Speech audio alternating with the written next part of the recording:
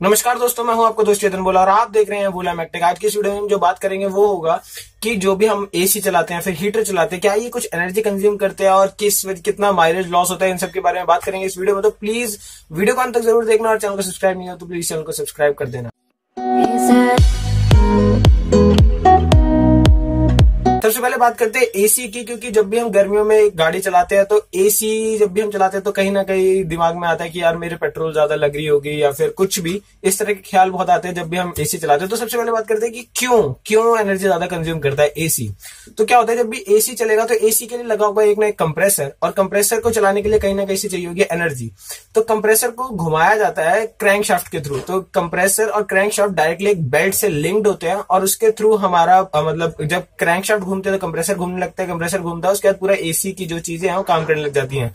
Air conditioning के ऊपर मैं पहले वीडियो बना चुका हूं, तो जाओ सर्च करो एयर कंडीशनिंग बाय भोला। ऐसे करोगे तो आपके सामने वो वीडियो आ जाएगी मेरी, तो फिर उस वीडियो में आप पूरी एयर कंडीशनिंग की वर्किंग समझ सकते हैं। लेकिन अभी बात करते हैं कि जब भी आप क्रैंकशाफ्ट से कुछ भी कनेक्ट कर रहे हैं, जैसे कि आपने अभी यहाँ पे ये जो कंप्रेसर कनेक्ट किया है एसी का, या फिर अगर आप करते हैं कोई ऑयल पंप कनेक्ट करते हैं या फिर वाटर पंप कनेक्ट करते हैं, कूलेंट पंप कनेक्ट करते हैं, कुछ भी अगर आप कनेक्ट करते हैं तो उसकी वजह से क्या होता है, क्रैंक शाफ्ट के ऊपर लोड बढ़ जाता है। क्रैंक शाफ्ट का मेन काम होना चाहिए गाड़ी को चलाना, लेकिन वो साथ साथ ये सब काम करने लगता है, जिसकी वजह से उसके ऊपर लोड बढ़ता है। और जब लोड बढ़ता है तो कहीं ना कहीं जो माइलेज है वो कम हो जाती है, मतलब वो उसको फ्यूल ज्यादा कंज्यूम करना पड़ेगा, उसको ज्यादा एनर्जी प्रोड्यूस करनी पड़ेगी, ज्यादा ताकत लगानी पड़ेगी अपने क्रैंकशाफ्ट को घुमाने के लिए। तो इस वजह से क्या होता है कि हमारा फ्यूल कंजम्पशन बढ़ जाता है। तो कंप्रेसर जो मेन काम करता है एसी का, वो जब कनेक्ट कर देते हैं हम क्रैंकशाफ्ट से तो कहीं ना कहीं एनर्जी कंजम्पशन बढ़ जाता है। अब बात करते हैं कि कितना बढ़ता है। तो मतलब ऐसा तो डिपेंड करेगा सबके ऊपर कि मान लो आपने बहुत बड़ा व्हीकल ले रखा तो बहुत बड़ा एसी लगेगा उसके लिए, तो बहुत बड़ा एसी लगे तो बहुत बड़ा कंप्रेसर लगेगा, तो उस कंप्रेसर घुमाने के लिए ज्यादा ताकत लगेगी। तो डिपेंड करता है कि आपका कंप्रेसर कितना बड़ा है। लेकिन अगर मेजर मेजर की बात करी जाए, उन सब व्हीकल्स में लगभग 20% ज्यादा फ्यूल कंज्यूम होने लग जाता है जब भी आप एयर कंप्रेसर को ऑन करते हैं, या फिर मतलब सॉरी एसी कंप्रेसर को ऑन करते हैं। तो जैसे आप कंप्रेसर ऑन करेंगे लगभग 20% फ्यूल आप ज्यादा खाने लगेंगे।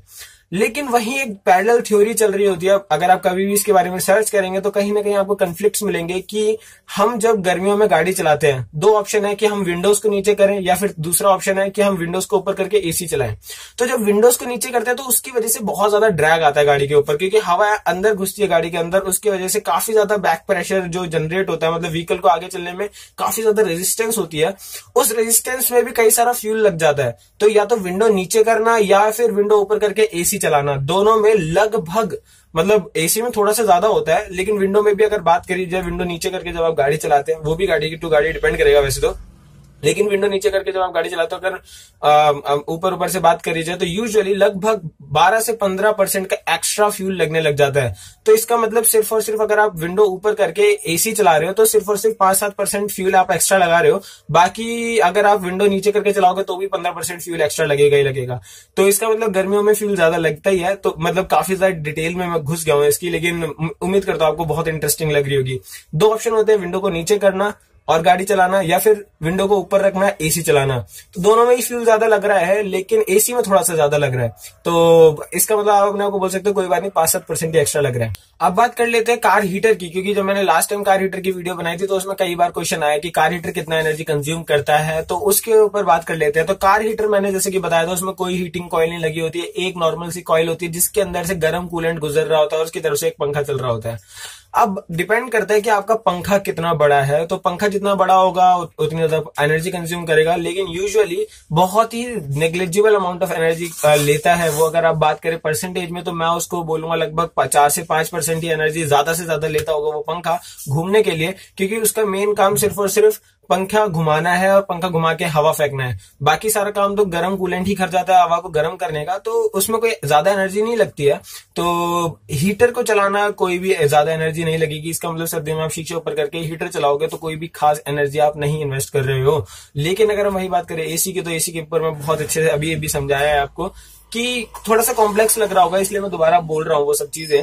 कि देखो दो ऑप्शन है जब भी आप गाड़ी चला रहे हो, तो या तो शीशे नीचे करके चलाओ। जब आप शीशे नीचे करके चलाओगे तो ड्रैग ज्यादा लगेगा, लगभग आपका 15% या फिर 12% फील ज्यादा लगने लग जाएगा जैसे ड्रैग लगेगा।